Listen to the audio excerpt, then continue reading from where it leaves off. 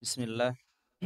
Assalamualaikum warahmatullahi wabarakatuh. Innal hamdalillah nahmaduhu wa nasta'inuhu wa nastaghfiruh wa na'udzu billahi min shururi anfusina wa min sayyiati a'malina. May yahdihillahu fala mudhillalah wa may yudlil fala hadiyalah. Asyhadu an la ilaha illallah wahdahu la syarikalah. Wa asyhadu anna Muhammadan abduhu wa rasuluh. Qala Allah Ta'ala fi kitabihil karim. Ya ayyuhalladzina amanu taqullaha haqqa tuqatih wa la tamutunna illa wa antum muslimun. Ya ayyuhan nasu taqu rabbakumul ladzi khalaqakum min nafsin wahidah wa khalaqa minha zawjaha wa batha minhuma rijalan katsiran wa nisaa'a. Wattaqullaha alladzi tasaaluna bihi wal arham. Innallaha kana 'alaikum raqiba. Ya ayyuhalladzina amanu taqullaha wa qulu qawlan sadida. Yuslih lakum a'malakum wa yaghfir lakum dhunubakum. Wa may yuti'illaha wa rasulahu faqad faza fawzan 'azima. Fa inna asdaqal hadithi kitabullah wa khairal hadi hadyu Muhammadin sallallahu alaihi wasallam. Wa syarral umuri muhdatsatuha wa kullu muhdatsatin bid'ah wa kullu bid'atin dhalalah wa kullu dhalalatin finnar. Ma'asyiral muslimat, azani Allah wa iyyakunna. Pertama-tama marilah kita bersyukur kepada Allah Subhanahu wa taala atas segala nikmat yang senantiasa Allah berikan kepada kita semua. Sehingga kita semua tidak henti-hentinya untuk terus bersyukur kepadanya. Dan Allah Subhanahu wa taala berfirman, "La in syakartum lazidannakum wa la in kafartum inna adzabi lasyadid." Kemudian salawat dan salam kita hadiahkan kepada Nabi akhiruz zaman, Nabi Muhammad sallallahu alaihi wasallam, dan juga kepada keluarganya, kepada sahabat-sahabatnya, dan kepada tabi'in, tabi'in, dan orang-orang setelahnya sampai hari kiamat. Kepada akhwat wal ummahat rahimani wa rahimakunallah, berkaitan dengan tema kita di sore hari ini, yaitu larangan ikhtilat di dalam bersuci ya, atau di dalam berwudu. Dan ini juga ada keterkaitan dengan permasalahan wudu. Dan kita tahu bahwasanya seseorang ketika sholat, maka kita harus tahu apa syarat-syarat sahnya sholat. Salah satunya adalah suci dari hadas ya, dan juga najis.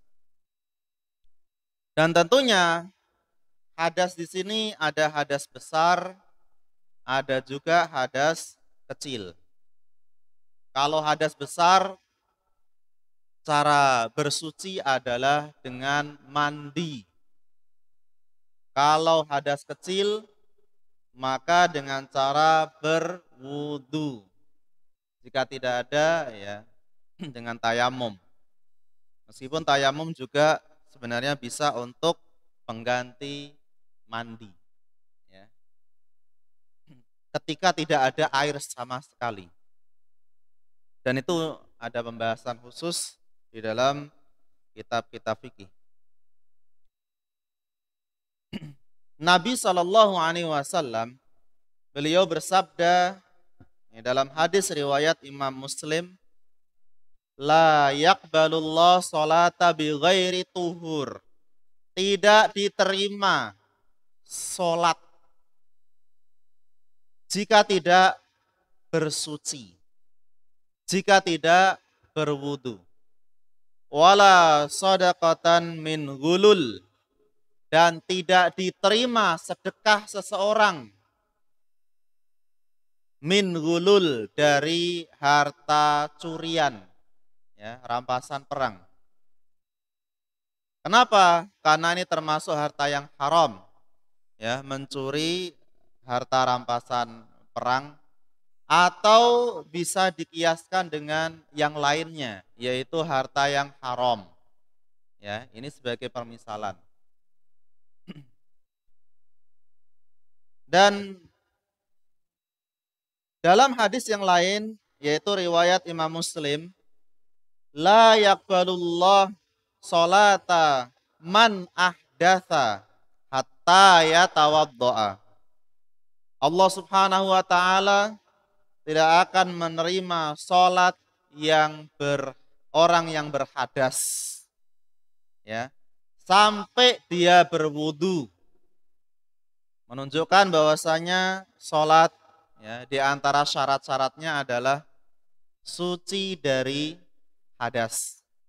Ya, ini di antaranya, baik hadas besar maupun hadas kecil. Sehingga orang yang dia belum wudu, sedangkan dia sudah batal wudunya, lalu dia langsung mengerjakan sholat, ya, sholatnya tidak akan diterima oleh Allah. Kenapa? Karena tidak berwudu. Bahkan disebutkan dalam hadis yang lain, miftahus sholati at-tuhur. Kuncinya sholat adalah bersuci atau berwudu. Ini dalam hadis. Wa tahrimuha at-takbir wa tahliluha at-taslim. Dan diharamkan beraktivitas di luar sholat. Contoh ngobrol atau makan dan minum. Itu diharamkan jika at-takbir, jika dia sudah mulai bertakbir untuk sholat. Ya. Makanya orang yang sholat gak boleh makan, gak boleh minum, gak boleh ngobrol sendiri. Karena dia sholat, harus fokus dalam sholatnya. Tapi watahliluha at-taslim, hanya saja seseorang dihalalkan atau dibolehkan melakukan aktivitas di luar sholat itu ketika at-taslim, yaitu ketika salam.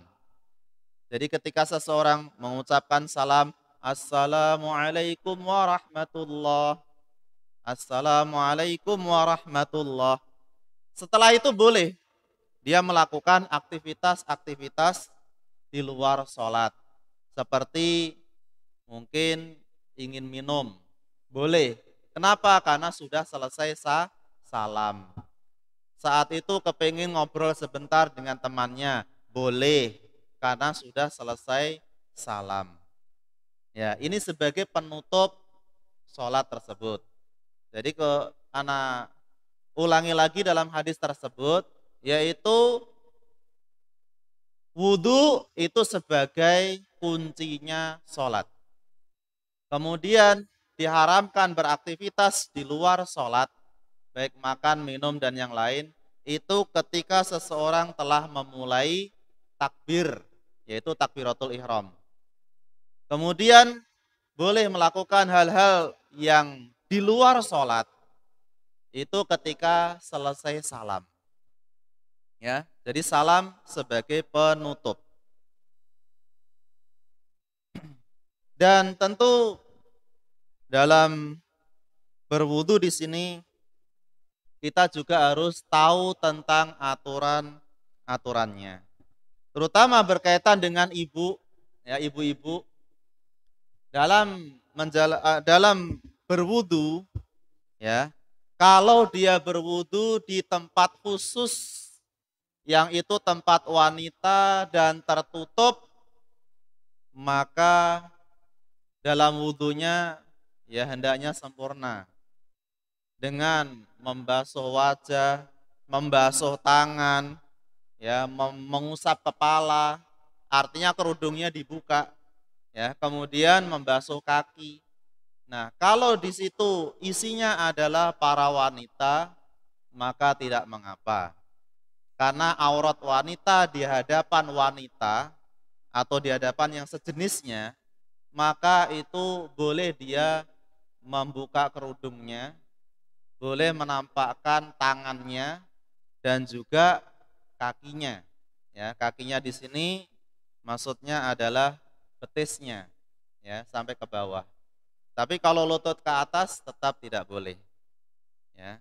Sehingga ketika dia berwudu, kalau di situ isinya semuanya adalah para wanita seperti di tempat wudu, ya, maka hendaknya wudunya secara sempurna. Ketika ada pertanyaan, bagaimana ketika seorang wanita ingin berwudu, dia di tempat yang khusus, tempat wanita, tapi ternyata masih bisa terlihat oleh laki-laki. Atau ada tempat wudu yang di situ bercampur antara laki-laki dengan perempuan. Kira-kira kita pernah mendapati tidak, Bu? Pernah tidak? Pernah, ya. Terkadang di sebagian masjid umum itu ada yang terpisah, ada yang tidak terpisah. Jadi dicampur. Nah, kalau misalkan dicampur, maka ini akan terjadi ikhtilat. Akan terjadi campur baur antara laki-laki dan perempuan. Maka hendaknya tidak dilakukan untuk berwudu di situ kalau memang tercampur atau bercampur. Sebagaimana disebutkan dalam riwayat Imam Abdur Razak dalam kitab Musannafnya dari, ya, di sini disebutkan dari Abdur Razak As-Sun'ani. Beliau perawi yang thiqah. Dari Israil ibnu Yunus, ya, perawi thiqah, perawi yang kuat. Dari Simak ibnu Harb, ini perawi yang soduk, ya. Kemudian dari Abu Salamah Al-Habibi atau As-Salami, ini termasuk sahabat Nabi, ya, sebagaimana disebutkan dalam kitab terjemah. Dan Abu Salamah Al-Habibi, beliau rahimahullah radhiyallahu an, beliau berkata, Ra'aitu Umar ibnul Khattab ata khiyadun 'alaihar rijal wan nisa. Kata Abu Salamah, ya, saya melihat Umar ibnul Khattab radhiyallahu anhu, karena Umar saat itu menjadi khalifah. Ya, saya melihat Umar, beliau mendatangi kolam tempat wudhu. Ya, kalau dulu kan nggak ada keran, ya Bu, ya, nggak ada keran dulu. Dulu itu dibentuk seperti kolam yang di dalamnya dipakai untuk wudhu ketika mau sholat. Ternyata Umar mendatangi kolam tempat wudhu, di situ campur baur antara laki-laki dan perempuan. Ya, yatawaddauna jami'an. Mereka wudhu bareng. Ya, ada yang mahramnya, ada yang bukan mahramnya, campur di situ. Fadarabahum bidurrah. Akhirnya Umar bin Khattab, beliau mendatangi mereka, langsung dipukulin, ya, dicambuk orang-orang yang wudhu di situ. Kenapa beliau mencambuk? Bukan menasehati saja. Karena beliau seorang khalifah, seorang penguasa, ya, seorang pemimpin negara di masa Khulafa Ar-Rasyidin. Ya, beliau seorang pemimpin. Jadi ketika melihat, oh ini campur baur, langsung dipecut, langsung dicambuk. Nah, setelah itu, summa qala li sahibil haudi. Lalu Umar mendatangi orang yang membuat kolam tersebut. Kolam untuk tempat wudhu. Ini siapa yang buat ini? Si fulan. Langsung didatangi oleh Umar. Dan Umar berkata kepada orang yang membuat kolam tempat wudhu tersebut, ya, Umar berkata, Ij'al lirrijali hiyadon walin nisa'i hiyadon. Buatkan kolam tempat wudhu khusus untuk laki-laki. Dan juga buatkan satu kolam tempat wudhu khusus untuk perempuan. Ya, kalau dulu kan kalau wudhu jebur gitu ya. Disitulah tempat wudhunya, nggak ada keran. Karena masa lampau, masa silam. Masih sederhana. Jadi bentuknya kayak kolam. Nah, Umar bin Khattab beliau merintahkan buat dua kolam. Dua kolam untuk tempat wudhu. Yang laki-laki sendiri, yang perempuan sendiri. Jangan dicampur. Ya. Thumma Aliyan. Setelah itu Umar menjumpai Ali bin Abi Thalib. Faqala ma taro. Lalu Umar berkata, apa yang kau lihat? Ya, apa yang kau lihat wahai Ali? Maka Ali menjawab, ara innama anta ra'in. Saya melihat bahwasanya Anda seorang pemimpin, seorang penguasa. Fa in kunta tadribuhum ala ghairi dzalika faqad halakta wa ahlakta. Sungguh jika engkau memukuli mereka, ya, memukuli mereka kalau bukan atas alasan ini, maka sungguh engkau akan binasa dan membinasakan. Ya. Tapi kenapa? Karena Umar memukuli mereka karena alasan yang syar'i, alasan yang benar, yaitu terjadi campur baur, ikhtilat antara laki-laki dan perempuan, maka apa yang dilakukan oleh Umar itu dibenarkan. Ya.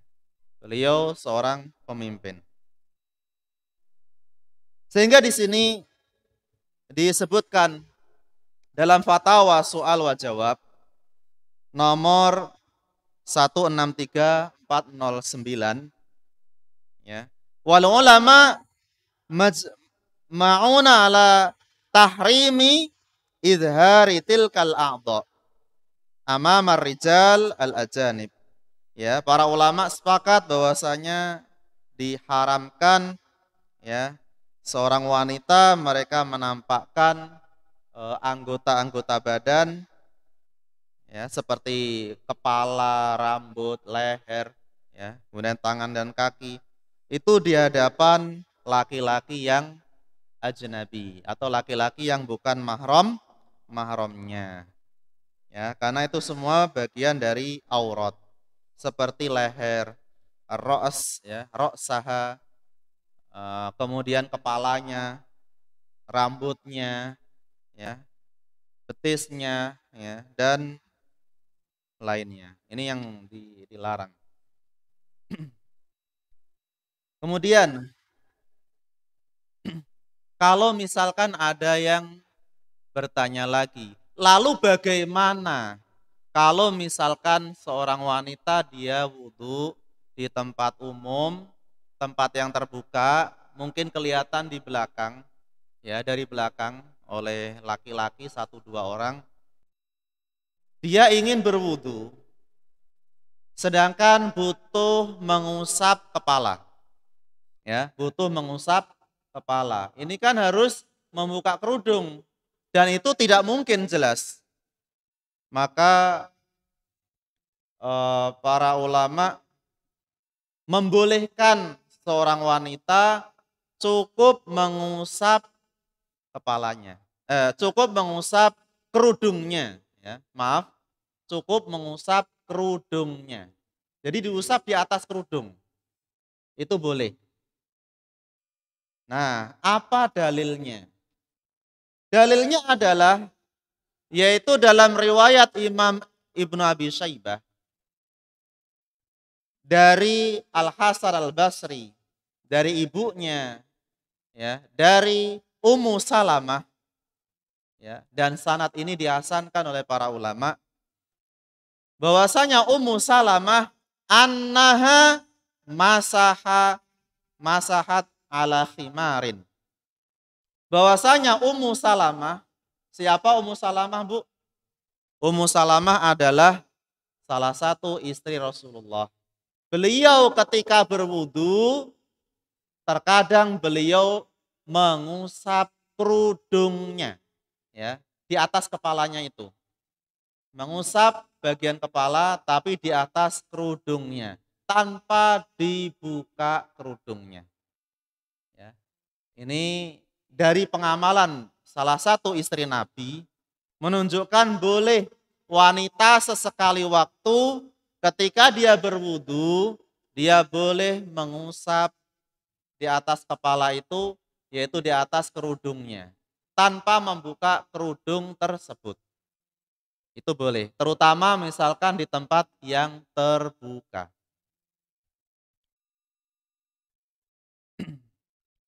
Terus laki-laki boleh atau enggak kalau dia mengusap sorbannya?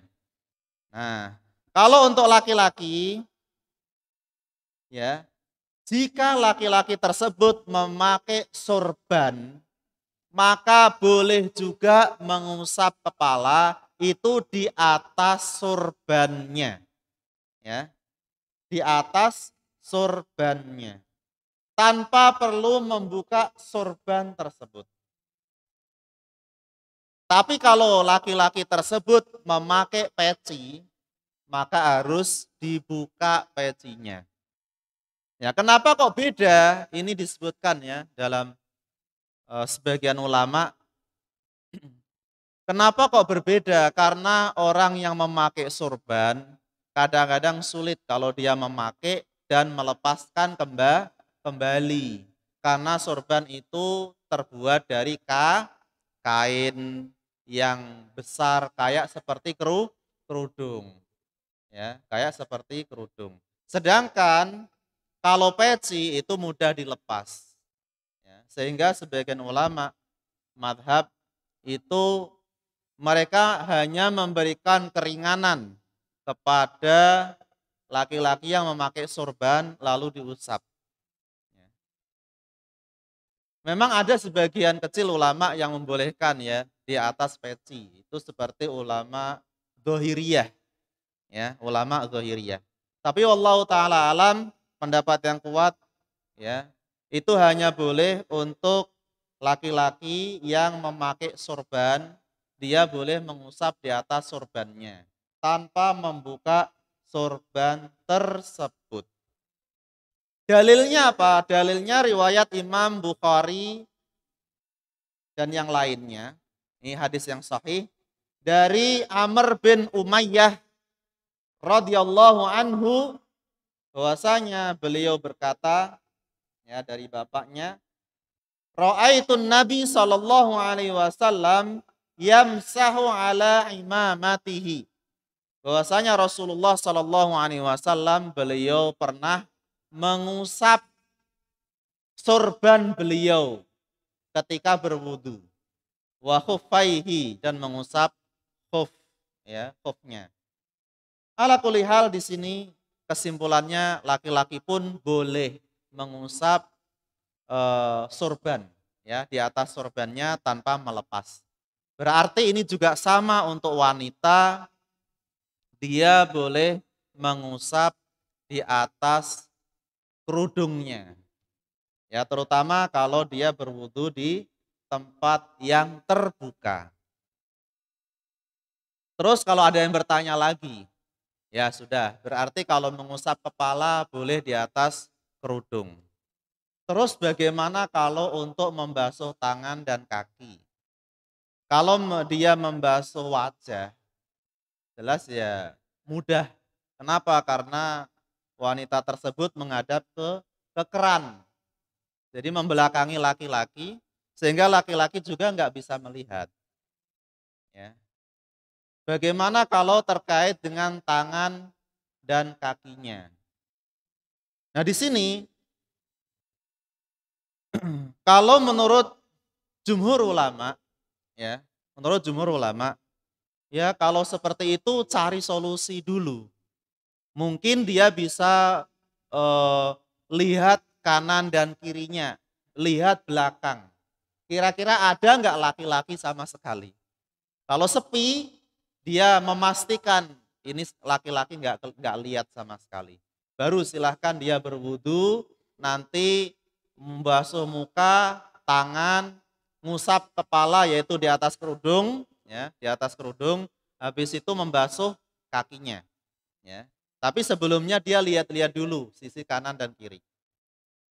Ini kalau kita lihat, ya. Kenapa? Karena kalau jumhur ulama itu tidak memberi keringanan, ya, tidak memberikan keringanan.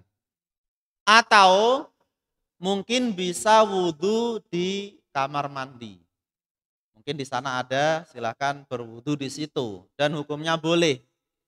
Terus bagaimana kalau membaca bismillah ketika mau wudhu, ya, baca bismillah ketika mau wudhu, bacalah sebelum masuk kamar mandi, ya, kamar WC, ya, WC umum. Ya, tempat wudhu kan ada. Baca bismillah habis itu masuk. Bisa wudhu sempurna di situ. Terus bagaimana lagi kalau misalkan laki-laki tersebut banyak yang berdatangan karena setelah adzan. Oh, banyak sekali. Maka solusi lain mungkin bisa dengan menunggu mereka berwudu sampai selesai semua, sampai mereka masuk untuk sholat, ya. Misalkan tunggu sampai iqomat, mereka masuk ke masjid semua, sehingga dilihatnya sudah sepi karena sudah mulai sholat. Baru saat itu wanita berwudu, ya, di tempat wudu dia, yang itu terlihat dari belakang. Nah, kenapa? Karena laki-lakinya sudah masuk ke masjid semua. Ini di antara solusi-solusi bagaimana cara berwudu. Terus nanti kalau ada yang bertanya, lah nanti kami sholatnya telat Ustadz, ya kan? Nanti sholatnya telat. Ya kalaupun telat itu untuk wanita, wanita ya tidak masalah. Kalaupun misalkan telat 1 rakaat, 2 rakaat, ya karena yang memang diwajibkan untuk sholat berjamaah itu untuk laki-laki. Adapun untuk wanita itu tidak diwajibkan untuk sholat berjamaah, tapi bagi yang mau maka silahkan untuk sholat berjamaah. Ya, disebutkan dalam hadis Nabi Shallallahu Alaihi Wasallam, la tamna'u ima Allah masajidallah. Janganlah engkau wahai suami, janganlah engkau menghalang-halangi istrimu untuk datang ke masjid untuk sholat berjamaah. Ya, kalau itu dia sudah izin, maka jangan dihalang-halangi untuk datang ke masjid. Biarkan saja. Wa buyutahunna khairul lahun. Meskipun yang lebih utama sholat wanita adalah di rumah mereka. Tapi di sini bukan berarti wanita dilarang mendatangi masjid sama sekali. Wanita boleh dia sholat di masjid, boleh dia sholat di rumah. Kesimpulannya sepakat ulama membolehkan. Kita juga tidak melarang hal itu. Ya. Hanya saja afdolnya, ya, itu di rumah. Tapi kalau misalkan dia di rumah sholat, kadang-kadang di masjid, kadang-kadang di rumah, kadang-kadang di masjid, maka ya tidak masalah. Kadang-kadang wanita butuh untuk sholat di masjid. Misalkan misalkan antara maghrib dengan isya ada kajian, ya, ada tausiah, dan dia ingin datang ke masjid, ya nggak masalah dia sholat maghrib di masjid, sholat isya di masjid, ya nggak masalah dia sholat di situ, ya. Wallahu taala alam. Nah, jadi dia boleh menunda sholat ketika mungkin tempat wudhunya itu banyak sekali laki-laki yang berdatangan, ya terlihat dari arah belakang. Adapun misalkan ada yang bertanya, lah kalau di masyarakat umum, masyarakat awam, itu kok kenapa mereka berwudu biasa saja, ya? Dia di tempat khusus perempuan, tempat khusus, lalu di belakangnya terbuka, ya terbuka artinya terlihat oleh laki-laki.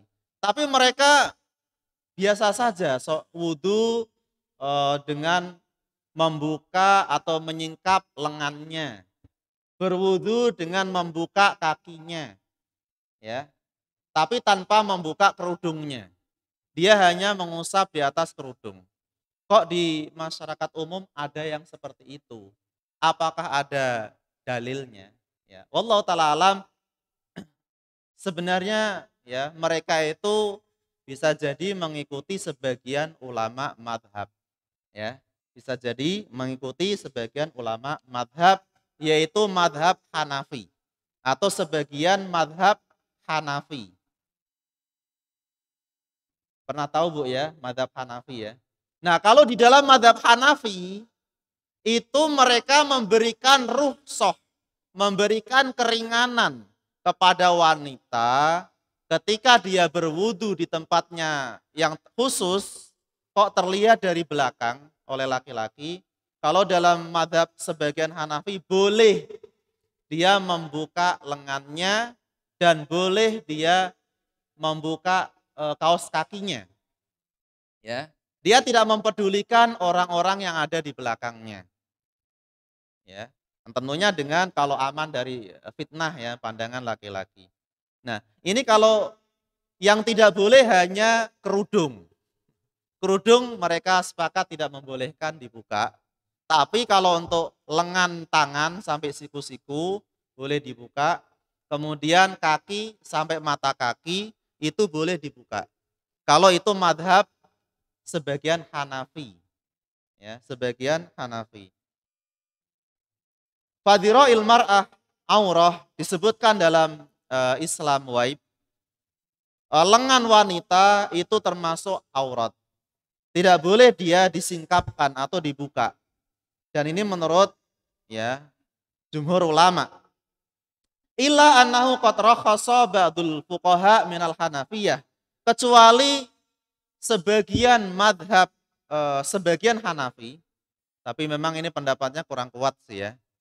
Ya. Jadi sebagian madhab Hanafi itu mereka memberikan rukhsah atau keringanan fi kasfil aurah bidira'iha lil hajah, yaitu terbukanya lengan dan juga kaki sampai mata kaki itu kalau ada kondisi-kondisi sangat sulit, kondisi atau hajat yang sangat mendesak. Bahkan mereka menyebutkan wanita berwudu, ternyata di situ di tempat umum yang di belakangnya terlihat laki-laki, ya dari kejauhan misalkan, kata mereka itu termasuk kondisi yang mendesak, ya kondisi yang mendesak, maka boleh dia singkapkan lengan dan kakinya. Mereka menganggap itu rukhsah, ya. Dan disebutkan ba'dul Hanafiyah jawazu kasfil mar'ah limawadhi'il wudu indal hajah. Menurut sebagian Hanafiyah yaitu boleh menyingkap lengan atau tempat-tempat anggota kalau ada hajat yang mendesak. Ada hajat yang mendesak seperti wudu.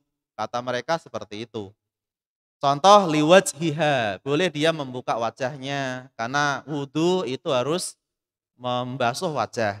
Wayadaiha, boleh membasuh tangan sampai siku-siku sehingga harus dibuka.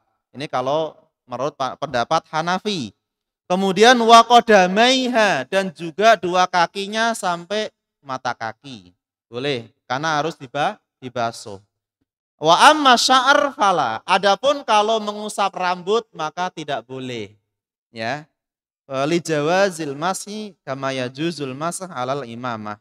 Karena Nabi telah memberikan keringanan ya kepada wanita untuk mengusap di atas kerudungnya. Sebagaimana laki-laki juga dibolehkan mengusap eh, di bagian atau di atas sorbannya ketika berwudu.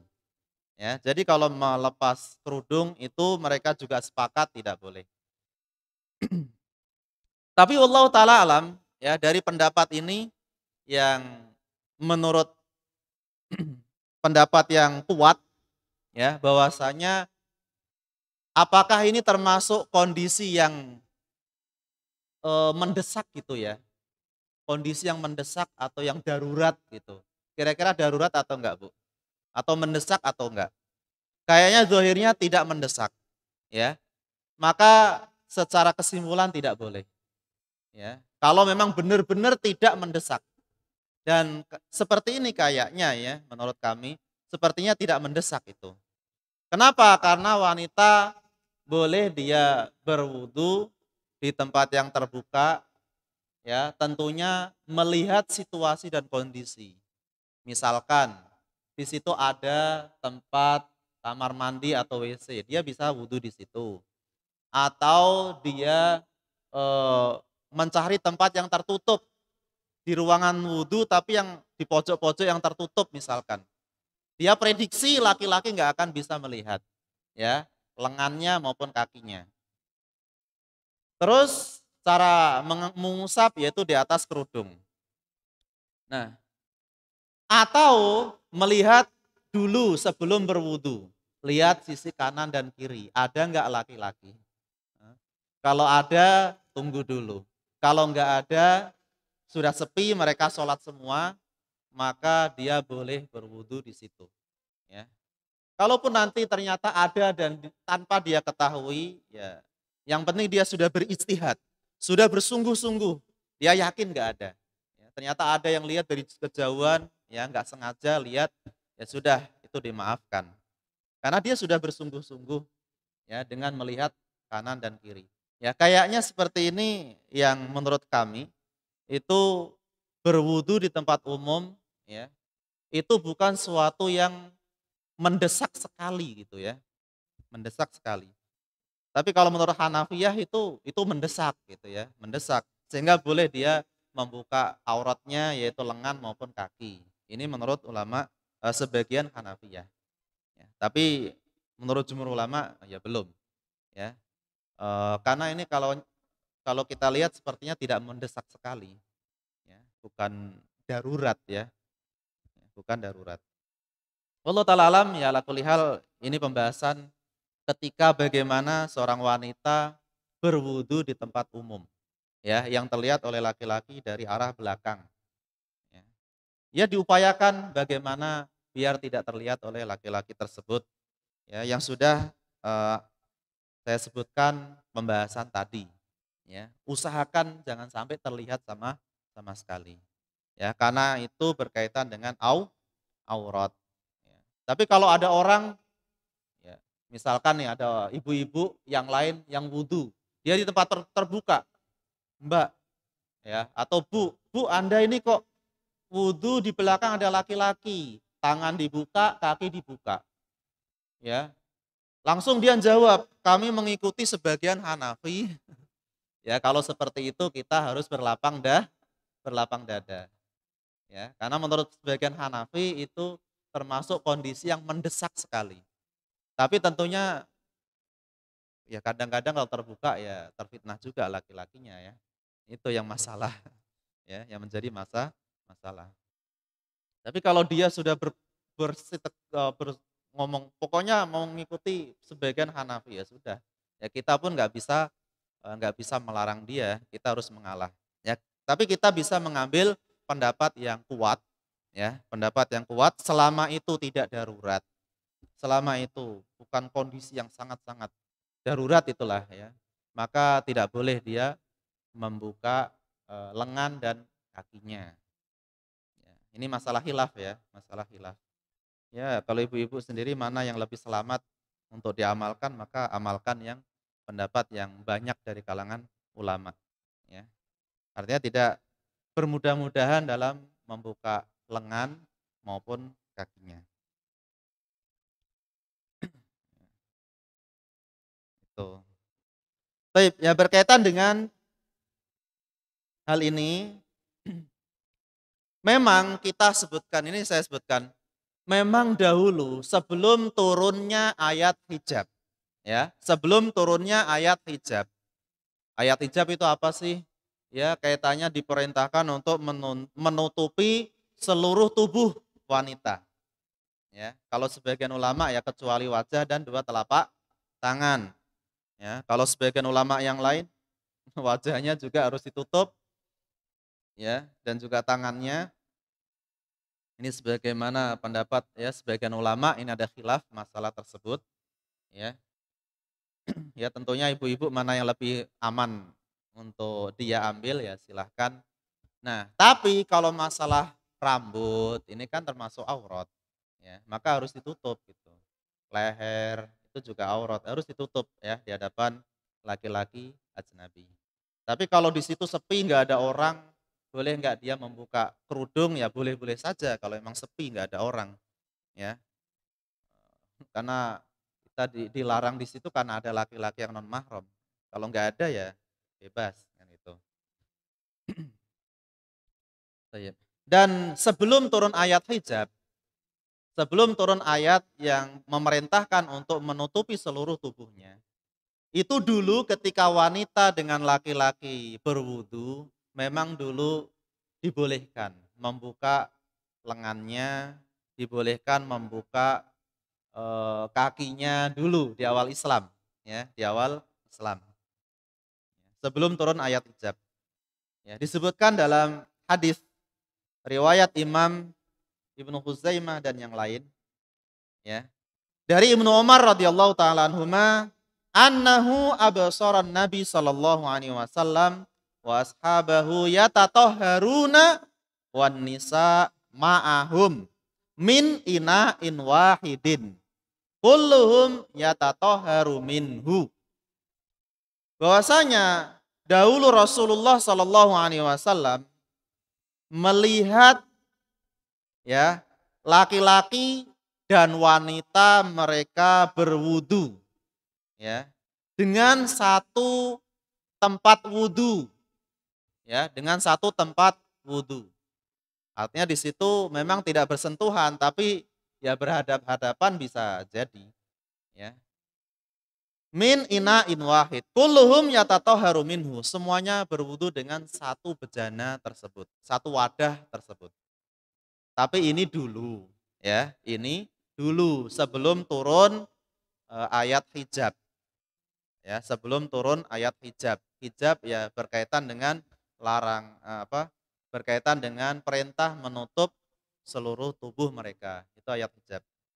Wal yadribna bi khumurihinna ala juyubihinna. Ini dalam surah An-Nur ayat 31. Ya, hendaknya wanita menjulurkan pakaiannya ke seluruh tubuh mereka. Ini dalam Al-Qur'an yang terkait dengan ayat hijab. Jadi seperti ini, wallahu taala alam, ya. Eh, kita hendaknya satu sama lain ya hendaknya bisa berhati-hati dalam menyingkap aurat, ya, agar apa tidak berdosa dan juga tidak menjadi fitnah bagi para laki-laki, ya. Baik. Ya, tapi kalau kita melihat di masyarakat kok mereka bermudah-mudahan ya dengan menyingkap lengan dan kaki dan mereka mengikuti mazhab sebagian Hanafi, ya maka kita pun harus berlapang dada. Kalau kita nasihati nggak bisa lagi gimana? Ya sudah kita berlapang dada. Karena mungkin mereka mengambil oh ini termasuk yang darurat atau ini yang terpaksa sekali. Ya sudah, ya gitu. Baik. Dan terkait dengan permasalahan wudhu mungkin kita ya mencukupkan dari pembahasan ini, ya. Dan bagi ibu-ibu yang mau bertanya ya setelah kajian ini dipersilahkan bisa melalui kertas, ya. Kalau misalkan ada yang tua-tua ya nggak apa-apa dia bisa melalui lesan ya. Tapi kayaknya kita jaraknya sangat jauh ya. Maka dengan kertas saja nggak masalah. Baik, itu saja, kita tutup dengan bacaan kafaratul majlis. Subhanakallahumma wa bihamdika asyhadu an la ilaha illa anta astaghfiruka wa atubu ilaik. Assalamualaikum warahmatullahi wabarakatuh.